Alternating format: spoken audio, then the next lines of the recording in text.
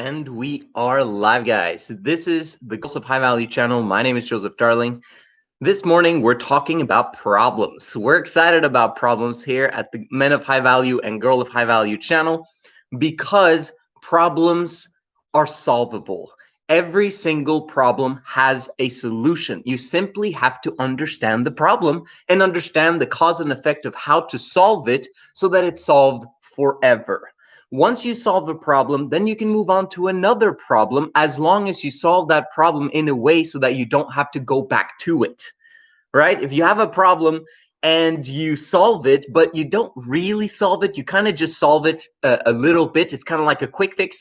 And then you move on to the next problem. Guess what? That problem will come back again, most probably, which means that you have to go back to that problem and solve that problem. But you also took upon yourself another problem and another problem, and you just put quick fixes all the time on each of them, which means that you end up having a bunch of problems. This is what most people do throughout life. It's ridiculous. How about you solve a problem completely once and for all so that that solution to that problem, if it's a long-term problem, you need to have a solution that makes it so that that problem is solved continuously, easily through habit. Habit is what solves a problem long-term. But if you don't fix it properly, if you just do a quick fix, you're going to end up having a miserable life. That's when you begin believing in things like, oh, life is a bitch and then you die. That's not necessary. It's really not necessary if you understand what it takes to solve the problem. And guess what?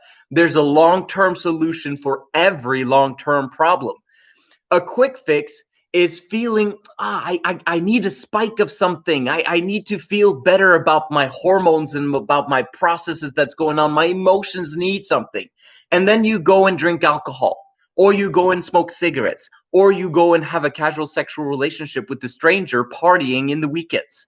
Like, those are short-term solutions for long-term problems, right? So that's what we're solving in this video today. In order for me to have the understanding that I've got about monogamy, about polygyny, about relationships, about emotions, about female nature, etc., I've studied a lot, okay? And there's been a lot of books that I've read, especially on solving the monogamous problem, solving marriage, okay? How do you make a perfect relationship in monogamy? I've read them all. So 5 love languages, and you need to, women want love and men want respect. And then there's another one, which was the 3 problems in marriage. Actually, I don't remember specifically the title, but the subtitle or the caption below was "Stop Fighting About the 3 Things That Cause Divorce," which is sex, money, and kids. Those are the 3 things. And that book was all about finding solutions in monogamy of how to solve those 3 problems, right? So we're going to talk about how 3 Girls in Love, Responsible Polygyny solves those problems today. And we'll kind of just, do the surface of them because, we can't talk here forever. But each of those, I could talk about them for hours. If you've been on my channel for a while, you understand that I just speak live. Oh my. And I talk a long time about specific things. And if you had questions, I'd be more specific about the things you guys specifically need. But hey, it's only one-way street right now, and that's okay. So the 3 things: sex, or let's do that one last. That one's always interesting. Okay, let's talk about hypergamy first. That one is not part of those 3. No, actually, we'll do that last too, together with sex. Kids is a long-term problem. Why? You become pregnant and it doesn't solve itself. Like, you don't have the baby immediately. You have the baby in 9 to 10 months. It's actually 40 weeks, which is pretty much 10 months, but it's in between there. That's a long-term problem. That's a consistent problem that's going to develop in your body for a long period of time. Eventually, that child will be born. During that time frame, you will need to be nurtured. right? Very often these days, women are like in Norway, for example. Yes, they receive money for having a child. Yes, they, all that stuff. But during the pregnancy, a woman is expected to work 6 out of those 9, 10 months for her to get the money for for the long term, for what is it, the first year of her the child is being born.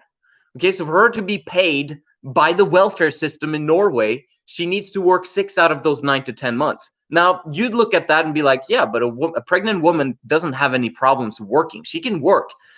Really? Why would you want a woman to burden herself when she's growing a fetus inside her?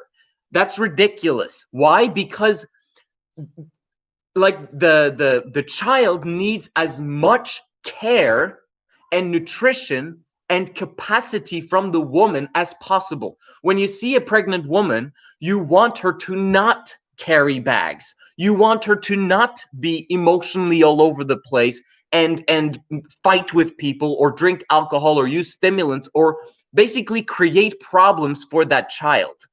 When she works, she's being disciplined. If she's being disciplined, she's more probably, it's more probable that she's going to use stimulants in order for her to overcome the issues and problems that she faces in her life. If she is not nurtured by other women during this time frame, the child will suffer from it. Okay?